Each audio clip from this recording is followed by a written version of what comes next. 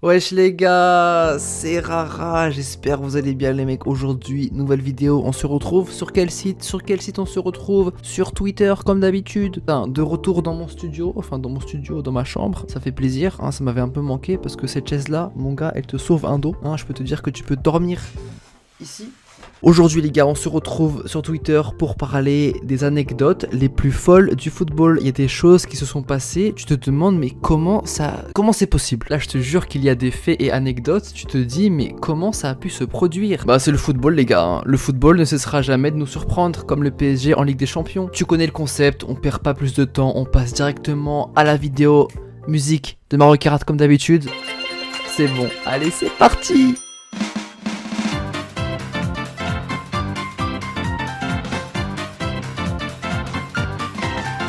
Christian Benteke a plus de buts en première ligue que Eric Cantona. Wow. Les gars, j'ai envie de dire même qu'il y a des souvenirs de Benteke en première ligue. Je me souviens de lui à Aston Villa, je me souviens très bien. Le mec était un flop à Liverpool, il a marqué 70 buts en première ligue. Et Cantona aussi. Ah ouais, bah du coup ils ont le même nombre de buts. Walcott a plus de buts en Champions League que Zizou. Alors celui-là, je me demande encore comment c'est possible. Déjà, si tu me dis Zidane et Ligue des Champions, il y a un but qui me vient en tête, bien sûr, comme toi aussi, c'est la volée contre les Leverkusen. Mais Walcott qui a plus de buts en LDC que Zizou, et en plus c'est vrai, Messi est le seul joueur qui a remporté 3 fois le ballon d'or dans 3 différentes décennies. Ah ouais mais... Jamie Vardy a rejoint la première ligue à 27 ans, mais il a plus de buts en première ligue que Ronaldo, Cantona et Mohamed Salah. Moi je dis les gars, c'est la saison 2015-2016 où il a marqué 24 buts et après le mec il était lancé. Pourtant là c'est pas le meilleur moment pour parler de Leicester, parce que Leicester en ce moment c'est un peu le gouffre. La prochaine fois qu'ils seront champions Leicester, ce sera dans 80 ans. Je pense que j'aurai plus de chaînes. Malgré le fait d'avoir joué en Liga pendant 16 ans, Antoine Griezmann n'a jamais remporté de championnat. Real Sociedad, Atlético Madrid et le Barça, et comme de par hasard la saison où il quitte l'Atlético pour le Barça, et bah l'Atlético il remporte la Liga sans lui. Ça va très bien. Répète. Ça va bien. Cette anecdote, depuis que je suis la Bundes, elle me choque toujours. Philippe Lam a passé 13 mois sans commettre une faute. Mais c'est pas ça le pire. Les gars, vous savez que Philippe Lam, il n'a jamais eu de carton rouge de sa carrière. Il jouait défenseur droit et milieu défensif central. Je ne sais pas comment c'est possible. Surtout au Bayern. Alors celle-là, vous la connaissez, Ibra a joué pour 6 clubs qui ont gagné la Ligue des Champions, mais il n'a jamais gagné lui-même la Ligue des Champions. Pourquoi dans sa gorge il y a Brock Lesnar? Il existe des footballeurs qui se blessent souvent, vous les connaissez, Marco Reus, Gourcuff, Abu Dhabi et j'en passe. Cependant, Iñaki Williams n'a pas raté un seul match de Liga depuis 2016. Je ne sais pas ce qu'il fait. Je ne connais pas son hygiène de vie, mais ça m'impressionnera toujours. Ça fait plus de 5 ans qu'il n'a pas raté un match. C'est-à-dire que même sur le banc, non. D'accord. Bas Dost a marqué 45 buts en première touche d'affilée. Ça les gars, je l'avais dit dans ma vidéo sur la réaction du meilleur match de Bundesliga, Wolfsburg contre Leverkusen. Ce mec-là, Bas Dost à Wolfsburg, il faisait première intention tout le temps. Tête, torse, pied, talon... Tout le temps ça rentrait, c'était incroyable. Alors ça les gars, c'est une anecdote qui en fait rêver plus d'un. C'est extrêmement rare des joueurs comme ça, la preuve avec le joueur en question. Mais Ryan Bertrand, son premier match qu'il a joué, c'était une finale de Ligue des Champions. Comment tu peux imaginer un meilleur scénario? Finale de Coupe du Monde, finale de l'Euro, tout le monde rêve de gagner un jour la Ligue des Champions. Et lui il a gagné pour le premier match de sa carrière. Comme Balotelli qui est le seul Italien à avoir gagné la première ligue. C'était bien évidemment la saison 2011-2012 où City a arraché la victoire à la 93e avec le but d'Agüero. Et ce qui est encore plus surprenant, c'est que sur le but d'Agüero, c'était Balotelli qui avait fait la passe décisive. Et c'était sa seule passe D de la saison. Mario Balotelli, il a fait aucune passe D durant toute la saison. Il a attendu le dernier match de City. Il a attendu le match le plus important de City pour mettre une passe D. Franchement, bravo.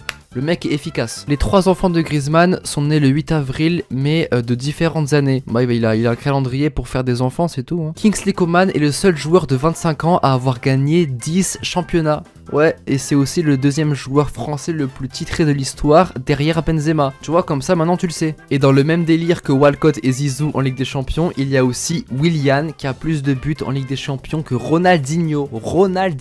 Mais mon gars, la question qu'il faut se poser, c'est est-ce que Willian a déjà déjà remporté la Ligue des Champions? Non. Quand Chelsea l'a eu en 2012, il était au Shakhtar. Et quand Chelsea l'a remporté en 2021, il était à Corinthians. Le mec, il a raté la LDC 2 fois. Les gars, quand on vous dit que Mourinho, c'est the special one, excusez-moi, mais Mourinho a passé 9 ans sans perdre un seul match de championnat à domicile. Y a personne qui dit rien? Déjà, ce qui est surprenant, c'est que Mourinho, il est arrivé à Porto, il a fait remporter à Porto, au FC Porto, la Ligue des Champions. Le FC Porto en 2004 était champion d'Europe et on s'en rend pas compte. Il a remporté la LDC avec Porto, du coup il est parti à Chelsea et à Chelsea pour sa première saison, il finit champion avec 95 points. Et à l'époque, champion avec 95 points en Première Ligue, c'était le record en Première Ligue. Et il a maintenu ce record jusqu'à la saison 2017-2018. Ça veut dire que pendant 14 ans, il n'y a aucun entraîneur qui a pu faire mieux. C'est le GOAT les gars, c'est le GOAT, the special one. Maradona qui a joué pour Tottenham, c'est aussi choquant de savoir que Messi a joué un match caritatif avec l'Atlético. Je te jure mon gars, dans cette vidéo, en fait dans les vidéos de Rara, dans mes vidéos, on apprend tout le temps des choses, c'est incroyable. Ah les gars, je vous dis, quand vous regardez mes vidéos, vous ressortez de la vidéo avec des connaissances acquises, mais c'est du jamais vu. Mais pour moi, l'anecdote la plus bizarre et la plus étrange, et je n'arrive pas à comprendre pourquoi ce n'est pas le cas, c'est celle-ci. Un entraîneur anglais n'a jamais remporté la Première Ligue. Ça veut dire que depuis sa création en 92, il n'y a eu aucun tacticien anglais, aucun entraîneur avec des qualités qui a pu remporter la Première Ligue. C'était toujours les Guardiola, Ranieri, Arsène Wenger, José Mourinho, mais aucun anglais. Peut-être que les anglais ne sont pas réputés pour être de bons coachs. On le voit avec Southgate.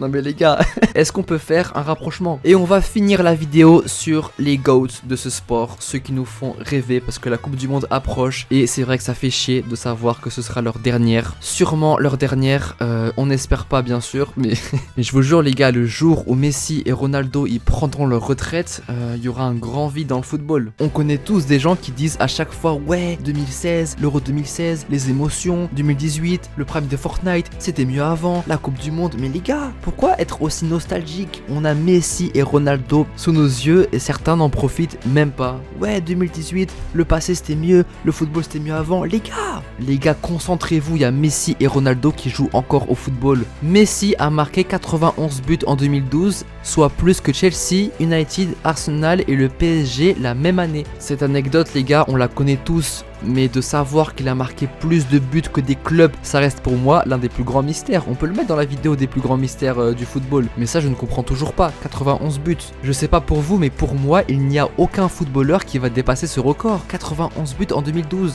Même Erling Haaland qui marque chaque week-end et qui a 17 buts en 11 matchs, je n'y crois pas du tout. Et enfin, Ronaldo et Messi n'ont jamais marqué un but en phase éliminatoire de Coupe du Monde. C'est-à-dire aucun but marqué en 8e, quart, demi ou en finale. Est-ce que pour leur dernière Coupe du Monde, on assistera finalement à cela? Eh les gars, je vous jure, ça me fait bizarre de me dire qu'ils vont prendre leur retraite. Je ne veux pas l'imaginer. Et donc voilà, c'était les anecdotes les plus folles du football. J'espère les gars que la vidéo vous aura plu et que vous ayez pu apprendre des choses. Parce qu'encore une fois, c'est le but de mes vidéos. Et à chaque fois que tu vois mes vidéos, tu apprends des choses. Les gars, c'est pas magique franchement. Ah bah oui, après avoir vu une de mes vidéos, t'es obligé de ressortir avec une nouvelle connaissance. Donc like, commente, partage, tu connais, il y a mes réseaux en description pour parler avec moi. Merci beaucoup les gars pour le soutien, même si j'ai pas été trop actif en ce moment avec les cours, c'était un peu compliqué. Mais les gars, merci beaucoup du soutien et puis à très vite pour une prochaine vidéo sur Twitter, l'oiseau bleu peut-être comme d'habitude. Et allez, tchuss!